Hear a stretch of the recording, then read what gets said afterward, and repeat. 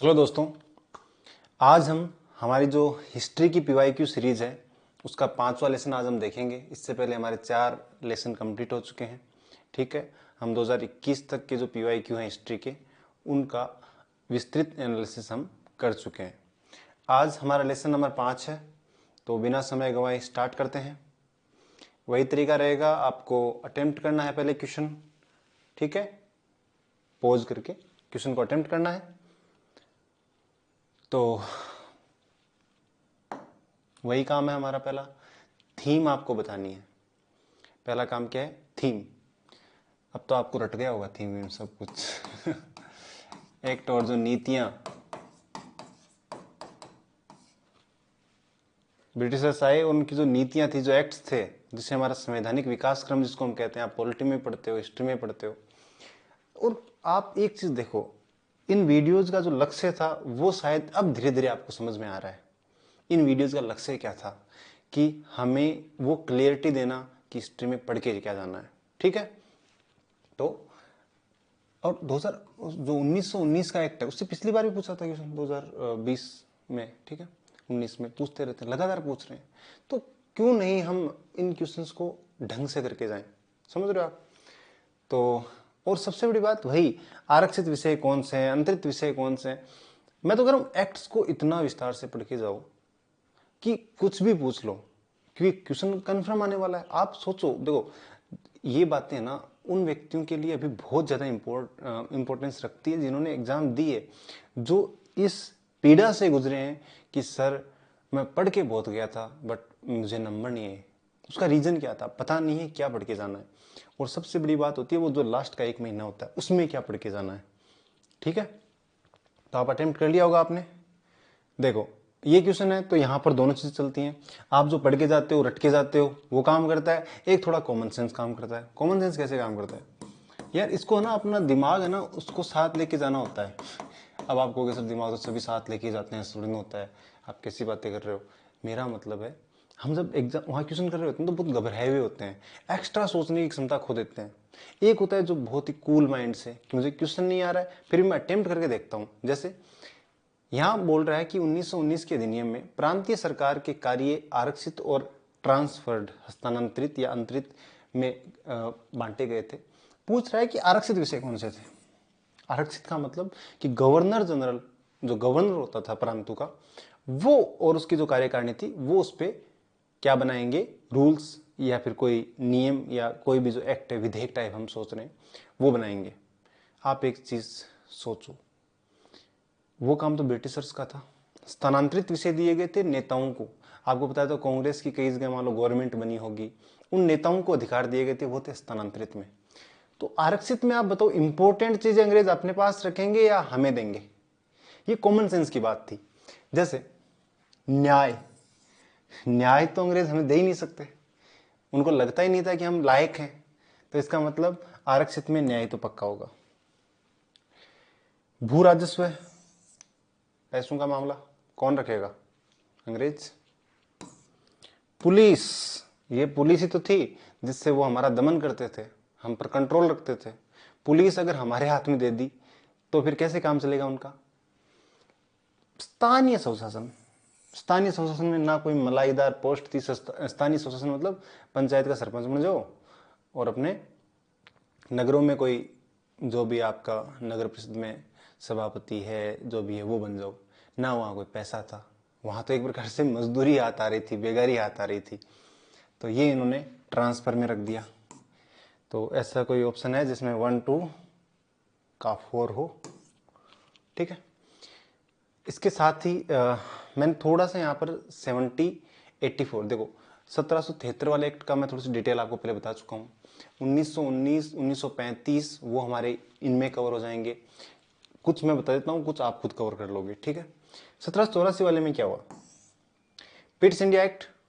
Pitt's India act में क्या हुआ? मैंने एक बात आपको स्टोरी बताई थी कि ना जो 1773 वाला एक्ट था ना उसमें गवर्नर की जो कार्यकारिणी परिषद थी उसमें 1+4 मेंबर थे। और 1+4 मेंबर होने से क्या हो रहा था कि 3 मेंबर किधर हो गए, उसका रीजन माना जा रहा था। और गवर्नर खुद को ऐसा ही महसूस कर रहा था। उसने काफ़ी बार अपना जो क्राउन है या फिर जो अपनी कंपनी उनको बोला कि मेरे को क्यों क्यों बिठा रखा है यहाँ पे, ये 3 आदमी मेरी मानते ही नहीं। तो फिर क्या किया, जो 4 सदस्य थे उनको घटाकर कितना कर दिया, 3 कर दिया, ताकि गवर्नर की बात की कुछ वैल्यू हो। एक बोर्ड ऑफ कंट्रोल की स्थापना हुई। बोर्ड ऑफ कंट्रोल की स्थापना हुई, 6 सदस्य था और भारत सचिव इसका प्रमुख होता था। कोर्ट ऑफ डायरेक्टर, सीओडी, मैंने यहाँ पर क्या है कि शॉर्ट में लिखा है सीओडी, कोर्ट ऑफ डायरेक्टर, ये कंपनी का होता था। 24 के आसपास मेंबर होते थे। कार्यकारिणी परिषद का मैंने बता दिया। केंद्रीयकरण, देखो केंद्रीयकरण की शुरुआत हुई, जो बंगाल की प्रेसिडेंसी है उसके अंडर में लाया गया, किसको, मद्रास को और बंबई को, ठीक है। तो एक प्रकार से केंद्रीयकरण। अब केंद्रीयकरण विकेंद्रीकरण आप पॉलिटी में पढ़ते हो। अगर आप पावर्स को ग्राउंड लेवल पर बांट देते हो, अलग अलग स्तरों पर बांट देते हो, तो विकेंद्रीकरण होता है। और जब आप एक ही इंसान के हाथ में पावर रखने की कोशिश करते हो, एक ही संस्था में पावर रखने की कोशिश करते हो, तो केंद्रीकरण। तो यहाँ थोड़ा सा केंद्रीकरण का रूप देखा गया। आगे जाके अपन देखेंगे, लॉर्ड मेयो उनके टाइम में आकर वापस विकेंद्रीकरण शुरू हुआ था, वो आगे देखेंगे अपन। तो ठीक है, उम्मीद है आप लोगों ने यही आंसर किया था। जो पढ़ के आए थे उन्होंने कि सर हमने अपने ज्ञान से क्वेश्चन किया है, लेकिन देखो मैं फिर बता रहा हूँ, कॉमन सेंस से बेस्ट सेंस कुछ नहीं है इस दुनिया में, उससे बढ़िया नॉलेज कुछ नहीं है। कम से कम 10 क्वेश्चन होंगे जो आप इस सेंस से करके आओगे, और वो 10 क्वेश्चन ही क्या करते हैं, आपको आगे ले जाते हैं। क्योंकि यार पढ़ के तो थोड़ा सब भी जाते हैं, ठीक है, सॉरी, पढ़ के तो सभी लोग जाते हैं। ये सेंस जिसके पास होगा वो आगे निकल जाएगा, ठीक है। और दूसरी बात, ये सेंस काम करता है, क्योंकि कई बार रटने की एक लिमिट होती है। हम जैसे मैं भी एक क्वेश्चन मान लो कर रहा हूँ, तो यार इसका आंसर है ना, यार मैं भूल गया, एग्जैक्ट मुझे याद नहीं, फिर दिमाग लगाते हैं। यार पुलिस तो किसी भी हालत में अंग्रेज भारतीय नेताओं को नहीं देंगे, न्याय का काम कभी नहीं देंगे, समझ रहे हो, भू राजस्व का कभी नहीं देंगे, स्थानीय शासन बिल्कुल देंगे, वहां तो मतलब आप समझ रहे हो ना, बेघरी का सा काम है। तो इस हिसाब से आपको देखना था। एक्सप्लेन हमने किया है। और सबसे बड़ी बात, इस थीम एनालिसिस, इस पीवाईक्यू की जो ये क्लासें हैं जो आप देख रहे हो, आपको अब पता चल रहा होगा कि हाँ ये क्यों इंपॉर्टेंट है। आज मैं लगातार आपको चौथी क्लास ले रहा हूँ, आपको एक्ट से मैं लगातार क्वेश्चन दिखा रहा हूँ। और अगर आप 1919 को ढंग से 1919 वाले को ढंग से पढ़ लेते, तो क्या इस क्वेश्चन में आपकी दिक्कत आती। ये मैंने वहां पर थोड़ा सा इसको एक्सप्लेन किया है कि स्थानांतरित विषयों पर गवर्नर का शासन होता था, कार्य में वह मंत्रियों की सहायता से, मंत्री कौन थे, हमारे जो इंडिया वाले तो थे वो मंत्रियों की सहायता से काम करता था। और आरक्षित विषयों पर गवर्नर अपनी कार्यकारिणी परिषद उसकी सहायता से काम करता था, जो विधान परिषद के लिए उत्तरदायी नहीं थी। ये मैंने ये भी लिखे हैं कि आरक्षित विषय कौन कौन से थे, स्थानांतरित कौन कौन से थे। तो देख लेना, जो फालतू फालतू का सा काम है ना, जहाँ पावर बहुत ज्यादा नहीं है, वो तो किन के पास है, स्थानांतरित। जो मजबूत काम है, देखो न्याय, वित्त, भू राजस्व, सिंचाई, खनिज, पुलिस, ये किसके पास है, आरक्षित, समझ रहे हो। तो ये कॉमन सेंस आपको दिमाग में रखना है, ठीक है। हाँ जी, मध्यकालीन भारत में शब्द फणम से फणम किसे निर्दिष्ट करता है।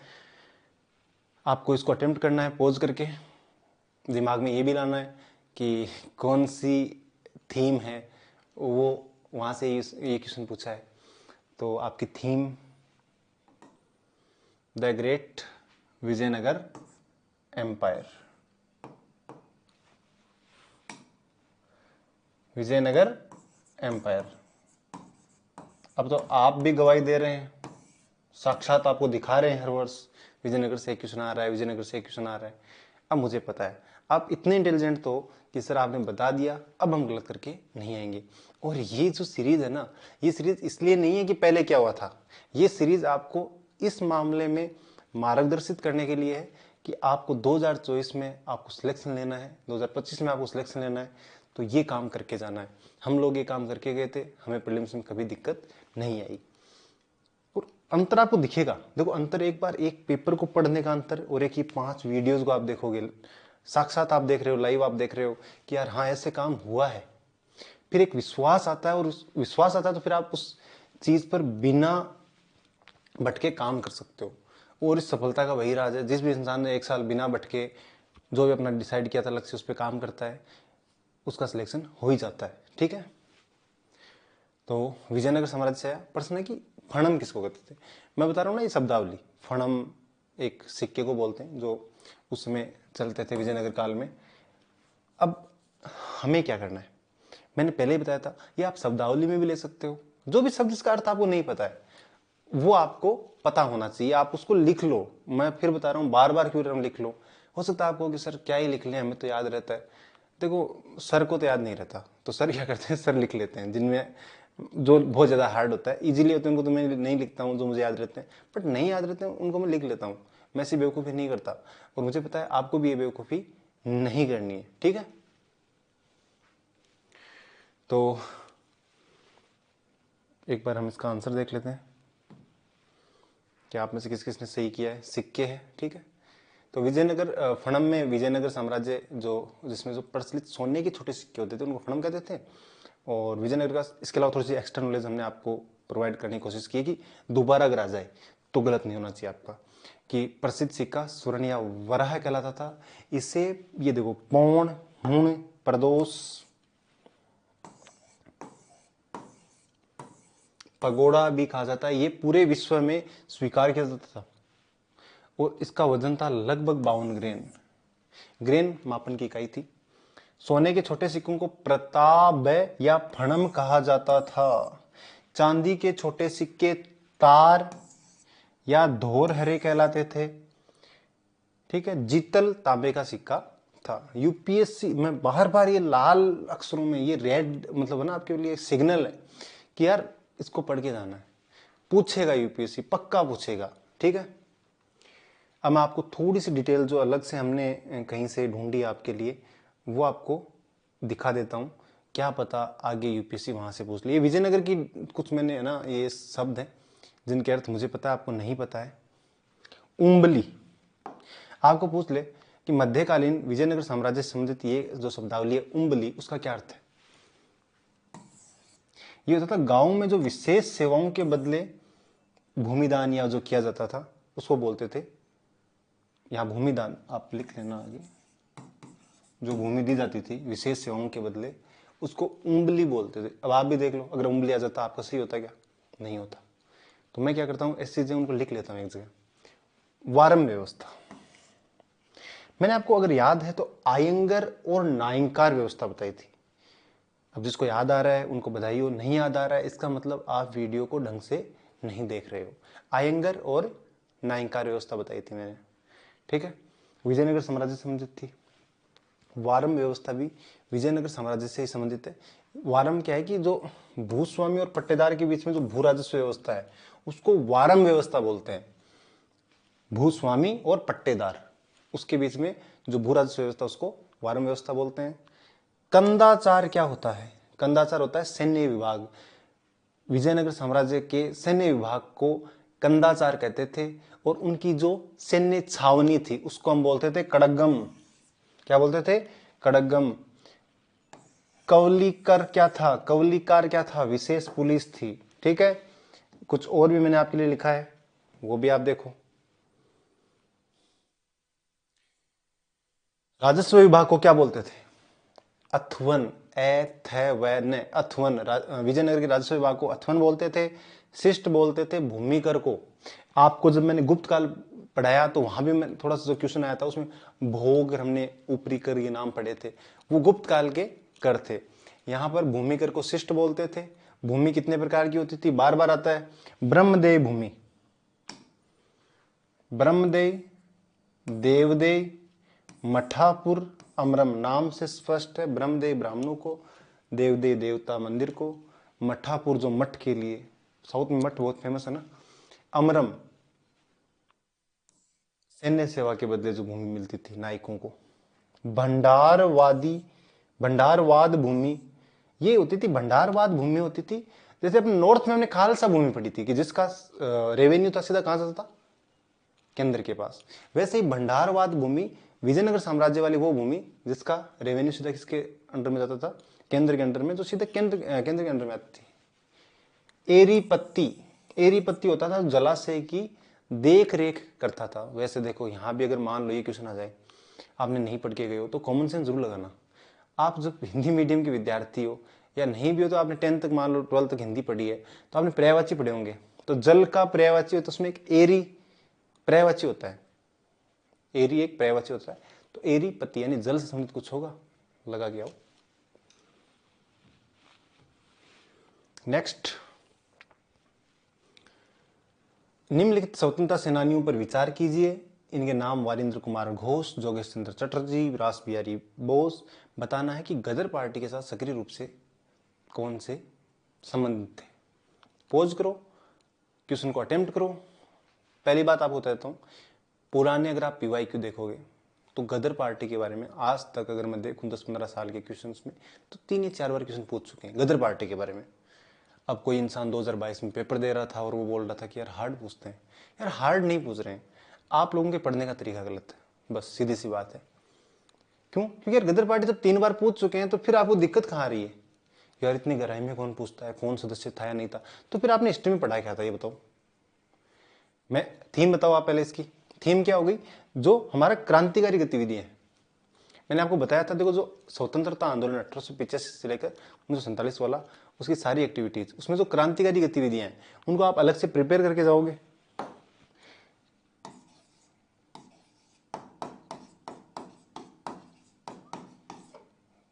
और उसमें भी दोनों भारत और विदेश वाली। तो गदर आंदोलन वाला कौन सा मामला है? विदेश वाला। भाई सैन फ्रांसिस्को जो अमेरिका था वहां पे गदर पार्टी की स्थापना हुई थी। इससे संबंधित कौन कौन से नेता थे वो सारा प्रिपेयर करके जाओ, अपने आप सही हो जाएगा। तो आपको बताता हूँ, अब आपने क्या क्रांतिकारी गतिविधियां ढंग से पढ़ी है ना, तो आपने सारी चीजें पढ़ी होंगी। जो क्रांतिकारी गतिविधि का पहला चरण था, जो सेकंड चरण था जिसमें आपने HSRA, HRA, ये सारी चीजें आपने पढ़ी होंगी। ये संगठन जिनसे भगत सिंह, चंद्रशेखर आजाद ये जुड़े हुए थे, ठीक है। अब देखो इनमें से क्या होता है, रास बिहारी बोस है ना, हार्डिंग पर बम फेंका था उसका, उस टाइम ये इंडिया में थे, फिर ये बाहर चले गए थे और ये गदर पार्टी से जुड़े हुए थे। लेकिन ये दोनों जो नेता हैं ये शायद, मतलब शायद क्या, ये बाहर नहीं गए थे और ये गदर पार्टी से जुड़े हुए नहीं थे। तो आप पहले केवल ये सही होगा ना, ये सारे गलत हो जाएंगे, ठीक है।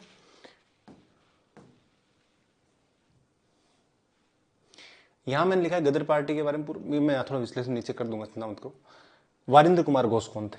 कल को दोबारा क्वेश्चन आ जाए।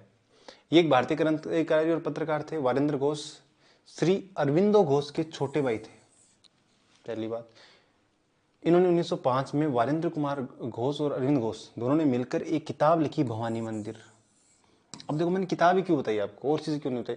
यूपीएससी पूछ रहा है किसने कौन सी किताब लिखी, इसलिए मैंने किताब बताई है, जिसमें क्रांतिकारी कार्यों को संगठित करने की जानकारी दी गई थी। 1907 में वारिंद्र कुमार घोष ने भूपेंद्र दास दत्त, ये भूपेंद्र दत्त कौन थे? ये स्वामी विवेकानंद के भाई थे, एवं जतीन्द्रनाथ मुखर्जी के साथ मिलकर बंगाल में अनुशीलन समिति का गठन किया। प्रश्न आ सकता है, अनुशीलन समिति का गठन कहाँ हुआ? महाराष्ट्र, बंगाल, पंजाब, मद्रास, कहाँ हुआ? बंगाल में हुआ। युगांतर नामक समाचार पत्र कहाँ संबंधित है? ये भी वहीं से। इसकी भी स्थापना की युगांतर नामक क्रांतिकारी समिति, और समाचार पत्र भी था युगांतर काल। वारिंद्र घोष का योगदान इसमें था, और एक युगांतर नामक, देखो आ ही गया ना, साप्ताहिक पत्रिका भी इन्होंने निकाली। इसके अलावा इन्होंने बंगाल के लेफ्टिनेंट गवर्नर फुलर को मारने का प्रयास भी किया था। क्यों किया होगा? बंगाल विभाजन के टाइम, ठीक है।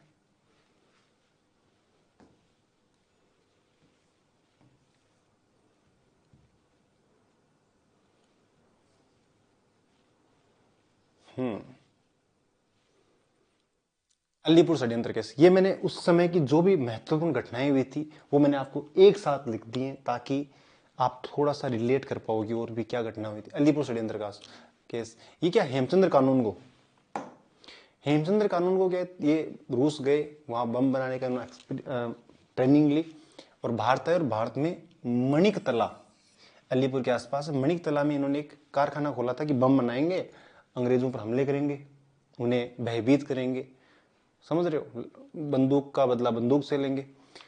तो ये उन्होंने किया था। लेकिन और अरविंद घोष, वारिंद्र घोष, ये सारे के सारे युगांतर समूह के 34 क्रांतिकारियों को क्या हुआ, किसी ने बात लीक कर दी और गिरफ्तार किया गया था। प्रश्न आ सकता है अलीपुर षड्यंत्र केस, टाइम पूछ सकता है, इसके नेता पूछ सकते हैं।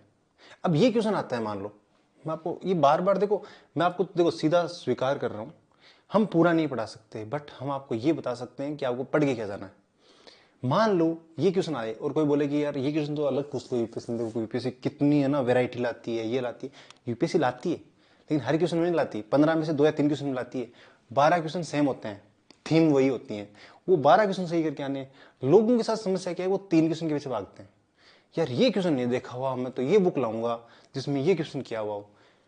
हम जो भी सफल हो रहा है ना, वो क्या कर रहा है, उसको कोई मतलब नहीं है, वो इस क्वेश्चन को देखता ही नहीं है।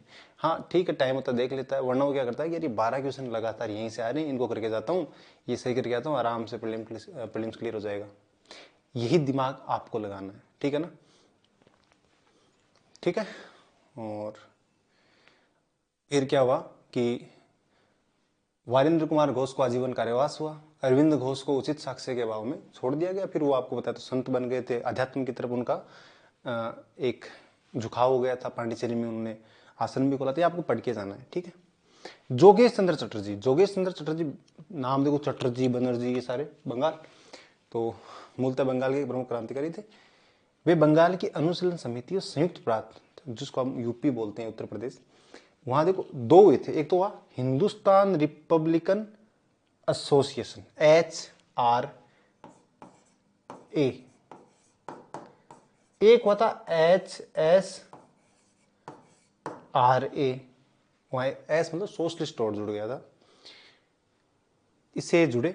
और काकोरी कांड में इनको आजीवन कारावास हुआ। काकोरी कांड कब हुआ, जो डाउन ट्रेन एक लूटी थी उन्होंने, वो कब हुई, ये आपको पता होना चाहिए। काकोरी कांड के बारे में देखो मैंने नीचे लिख दिया है, ये मैं चाहता हूं कि आपका काम है ही, आप इसको करें थोड़ा बहुत, ठीक है। गदर पार्टी के बारे में थोड़ा सा बताता हूं आपको। अमेरिका में जो इंडियंस रहते थे, जिनकी क्रांतिकारी मानसिकता थी, उन्होंने सोचा कि क्यों नहीं यहां रहकर भी अंग्रेजों के खिलाफ लोगों को अवेयर किया जाए, एक क्रांतिकारी संगठन स्थापित किया जाए। एक दिन में नहीं हुई थी। इसके लिए देखो पहले आपको 1913 नवंबर 1913 में हिंद एसोसिएशन ऑफ अमेरिका की स्थापना सोहन सिंह भाकना ने की। अब देखो गद्दर एक्चुअली नाम तो ये था, इस टाइप का था। गद्दर इसका क्या समाचार पत्र था, इसलिए इस पार्टी का नाम भी क्या पड़ गया, गदर पार्टी। मूवमेंट का नाम भी गदर आंदोलन, ठीक है। संपादक कौन थे, रामचंद्र पेशावरी। मैं फिर बता रहा हूँ, यूपीएससी हार्ड क्वेश्चन नहीं पूछता, वो बस ये पूछ रहा है कि भाई उन लोगों के नाम बता दो जो इस आंदोलन से जुड़े हुए थे, ठीक है। अब मैं उन सारे नेताओं के मैं नाम लिख दिए, लाल हरदयाल, बरकतुल्ला, भगवान सिंह, करतार सिंह सराभा, रघुवर दयाल, रास बिहारी बोस, पांडुरंग खान खोजे, ये नाम आ जाए ना तो ये सब रिलेटेड थे। कांसीराम, परमानंद, ठीक है। फिर ये देखो, ये तो एक घटनाएं हुई, इसके बाद में गदर पार्टी बनी थी। 1907 में क्या हुआ था, रामनाथ पुरी ने सैन फ्रांसिस्को में सर्कुलर ए आजादी नामक एक संगठन और पत्रिका चलाई थी। फिर तारकनाथ दास ने फ्री हिंदुस्तान का प्रकाशन किया, प्लस भारतीय स्वतंत्रता लीग, इंडियन इंडिपेंडेंस लीग की स्थापना किसने की, तारकनाथ दास ने।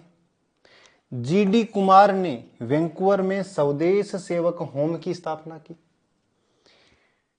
अब देखो ये सारा कुछ भी पूछ सकता है, इससे एक्स्ट्रा भी पूछ सकता है, लेकिन ये आपका दायित्व है कि आप इसको अब करके जाओ ढंग से, ठीक है। मैंने जितना मेरी कोशिश थी कि आपको मतलब एक आपको थीम दे दी कि आपको क्या याद करना है। क्रांतिकारी संगठन, उसका टाइमिंग क्या था, उसके नेता कौन थे, उन्होंने कोई मतलब किसी घटना को अंजाम दिया था, वो कौन सी थी, ठीक है। टाइमिंग वाला थोड़ा ध्यान रखना। क्रिप्स मिशन, देखो क्रिप्स मिशन से यूपीएससी लगातार प्रश्न पूछ रही है, आपको क्वेश्चन हमने तो नहीं देखे। देखो ऐसा है, उस टाइम पीरियड में जो घटनाएं हुई थी, जैसे क्रिप्स मिशन हो, कैबिनेट मिशन हो, वेवेल योजना हो, तो अब ऐसा तो नहीं हर साल क्रिप्स मिशन पूछेगी। हालांकि आप देखोगे 5 साल में 2 बार पूछना बहुत बड़ी बात होती है, 2 बार पूछना बहुत बड़ी बात होती है, छोटी बात नहीं है, समझ रहे हो। तो क्रिप्स मिशन आप इसको अटेम्प्ट कीजिए। आप पोज करके अटेम्प्ट कर लेना, ठीक है। हाँ, 2 कथन दिए। पहला कथन दिया कि संविधान सभा में, थोड़ा सा क्या हार्ड क्वेश्चन था। हार्ड का मतलब ये था कि बहुत गहराई में आपने पढ़ रखा ना, तभी सही होगा।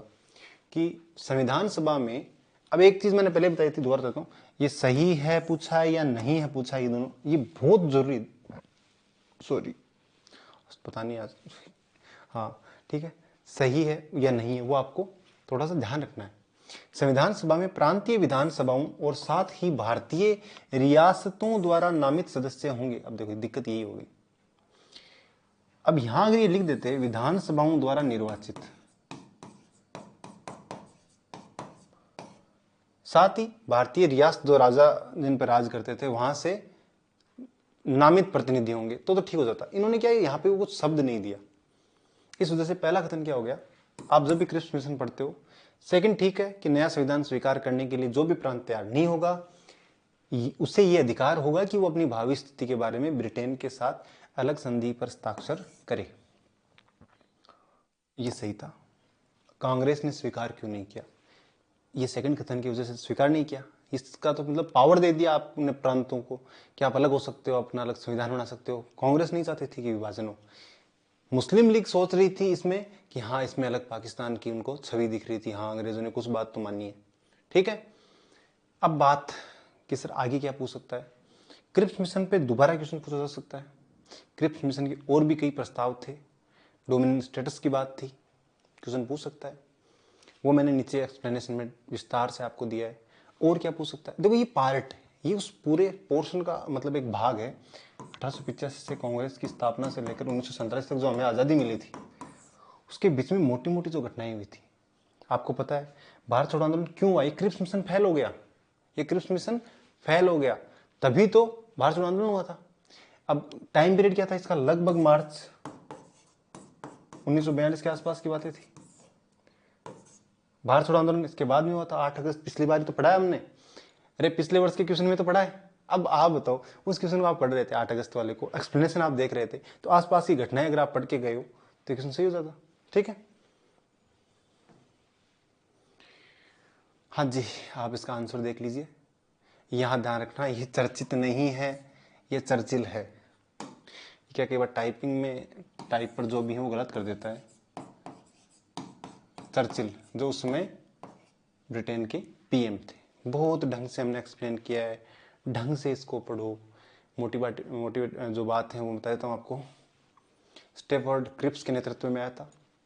अब यही क्रिप्स आप आगे देखो ना, कैबिनेट मिशन में 3 आदमी थे, उसमें से एक आदमी स्टेफर्ड क्रिप्स भी था, ठीक है। क्या क्या बात कही उन्होंने, बोला हम आपको डोमिनियन स्टेटस दे देंगे, एक भारतीय संघ की स्थापना हो जाएगी, यह संघ विदेश नीति के मामले में स्वतंत्र होगा, युद्ध समाप्ति के बाद में जो नया संविधान बनेगा वो संविधान निर्मात्री परिषद का गठन, जिसमें केवल भारतीय प्रांतों द्वारा निर्वाचित और भारतीय रियासतों के नामित प्रतिनिधि शामिल होंगे। तो यही थोड़ा सा गेम फंस गया था। इसके अलावा ये भी था कि जो प्रांत भारत में शामिल नहीं वो अलग संविधान बना सकते हैं। अलग संविधान का मतलब आप समझ गए होंगे, कांग्रेस ने स्वीकार नहीं किया। कांग्रेस ऐसे भी स्वीकार कैसे करेगी, आप सोचो, दिमाग लगाओ, इसको स्वीकार क्यों नहीं करेगी। हम 1929 के लाहौर अधिवेशन में पूर्ण स्वराज की मांग कर चुके थे, डोमिनियन स्टेटस तो उससे छोटी बात है, ये तो हम पहले मांग कर रहे थे, समझ रहे हो। तो कांग्रेस तो पूर्ण स्वराज से नीचे कुछ मानेगी नहीं।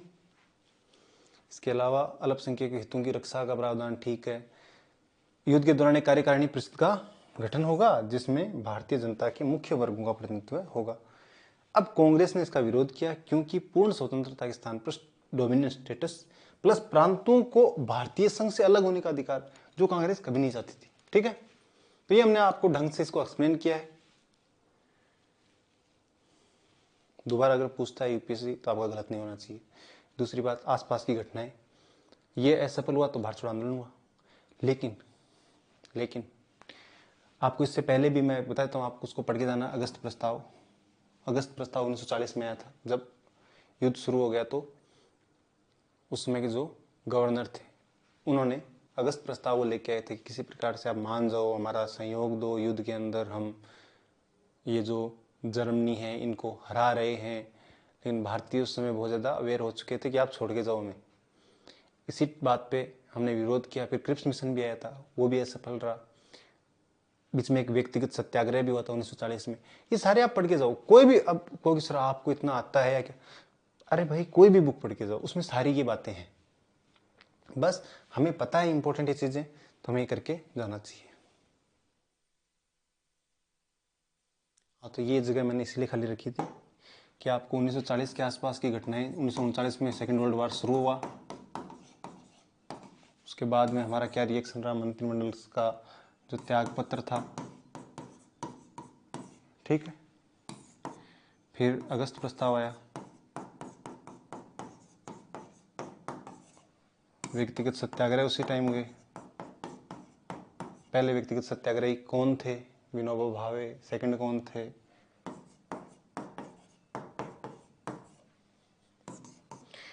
ये असफल हुआ, तो फिर 1942 में कौन आया? क्रिप्स आया।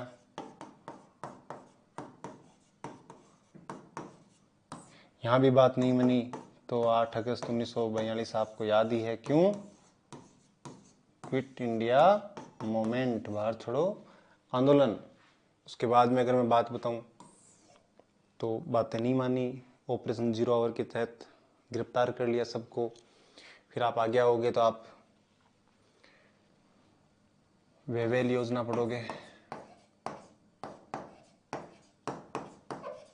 पहले लिंडित को थे भारतीय गवर्नर, फिर वेवेल आ गए थे। फिर जून में, ये जून तो नहीं, आप उसको शिमला मिशन बोलो, ठीक है। इसको शिमला सम्मेलन उसी टाइम हुआ। आज़ाद हिंद फौज का जो मुकदमा था वो भी उसी टाइम हुआ। ये मोटी मोटी घटनाएं मैं आपको बता रहा हूँ, ठीक है। उसके बाद में और मैं बोल देता हूँ, रॉयल नेवी का विद्रोह हुआ, कैबिनेट मिशन आया। ये बातें सारी मैंने आपको पिछले वीडियो में बताई। मैंने यही क्यों बताई, घटनाएं और भी हुई थी यार, यही इंपॉर्टेंट है। इन्हीं से यूपीएससी आगे पीछे करके क्वेश्चन पूछता है। और जब हम इतना ही पढ़ के जा रहे हैं तो क्यों ना इनको ढंग से प्रिपेयर करके जाएं, ठीक है।